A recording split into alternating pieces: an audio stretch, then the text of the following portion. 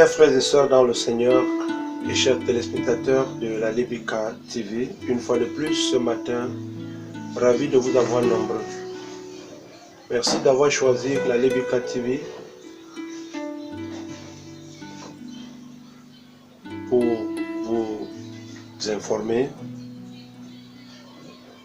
et pour votre édification. Comme de coutume, ce matin, bien-aimés,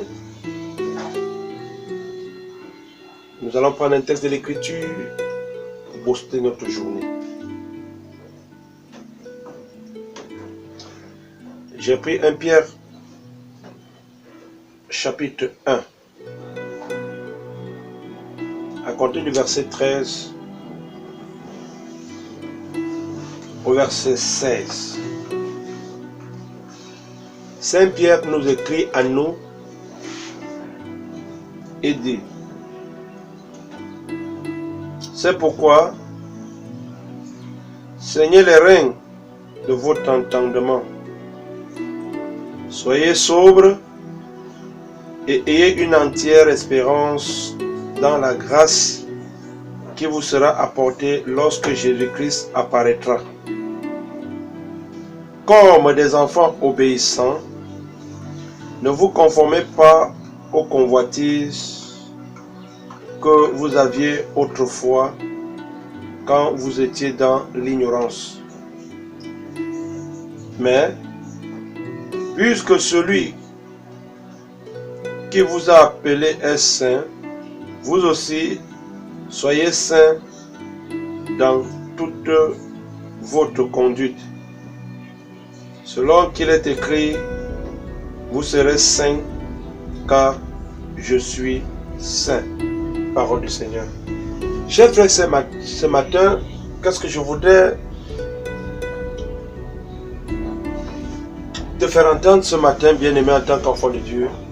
L'apôtre Pierre dit ici que nous devons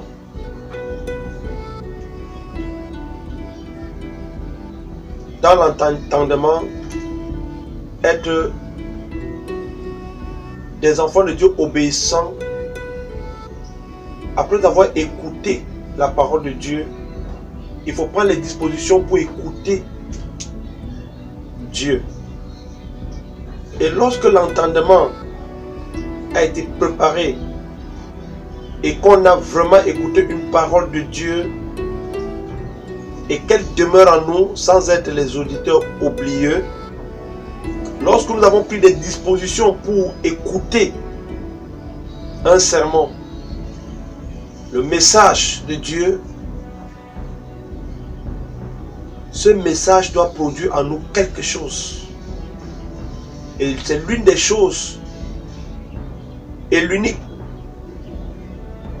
qui plaira à Dieu que toute autre chose que nous pouvons l'offrir. Pourquoi cette petite exhortation, bien-aimés, afin que nous prenions le chemin de nos différents lieux de service?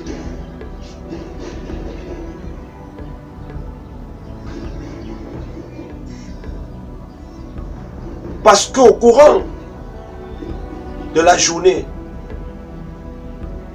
il y a trop de choses que nous subissons qui nous poussent par moments à oublier que nous sommes enfants de Dieu et perdre le sens du christianisme qui est basé sur une vie de sanctification.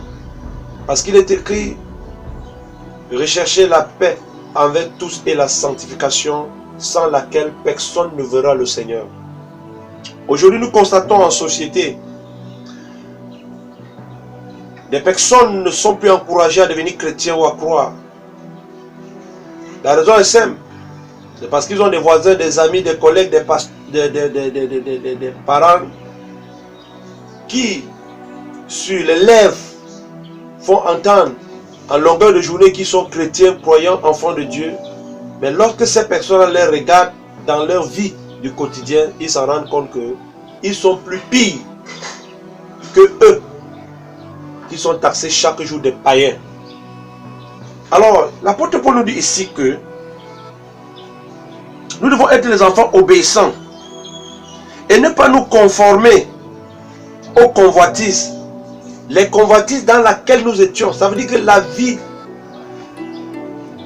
païenne que nous menions autrefois, aujourd'hui étant devenus enfants de Dieu, nous devons être renouvelés dans notre corps intérieur, ce corps astral, dans notre âme et dans notre esprit. Nous devons avoir le renouvellement de l'esprit et de l'intelligence. Alors elle va produire maintenant dans notre corps physique des actions de bien qui vont bénir ceux qui nous regardent, qui nous voient, les personnes avec qui nous travaillons. Alors nous allons les influencer par ce comportement de sainteté, ce caractère d'enfants de Dieu, et ça pourra les amener aussi à croire au Dieu en qui nous avons cru aujourd'hui. C'est pourquoi ce matin, bien-aimé, je voudrais que tu lances un défi contre ta propre personne. Que les choses qui t'ont souvent renversé, les choses que tu as souvent affrontées et ça t'a poussé à être un objet de scandale vis-à-vis de ton patron, de ton ami, qu'à compter de ce jour, tu deviendras une autre personne. Tu vas refléter cet homme saint que Dieu attend. Car le jour que Jésus viendra, il ne prendra pas ceux qui appartiennent à X ou à Z, mais viendront prendre ceux qui ont vécu une vie de sainteté. C'est pourquoi je voulais ce matin te dire que ta journée aujourd'hui ne sera pas comme les autres.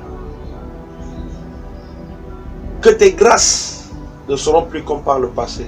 Elles vont se multiplier. C'est pourquoi je veux prier pour toi. Père, je prie dans la vie de mon frère, dans la vie de ma soeur qui m'écoute ce matin, que sa journée ne soit plus comme les autres, pleine de douleur, de chagrin, d'amertume. Papa, qu'elle expérimente la joie en ce jour, qu'elle ressente ta présence et qu'elle vive tes grâces. Père, que tes anges soient à sa droite et à sa gauche pour l'escorter partout où elle sera.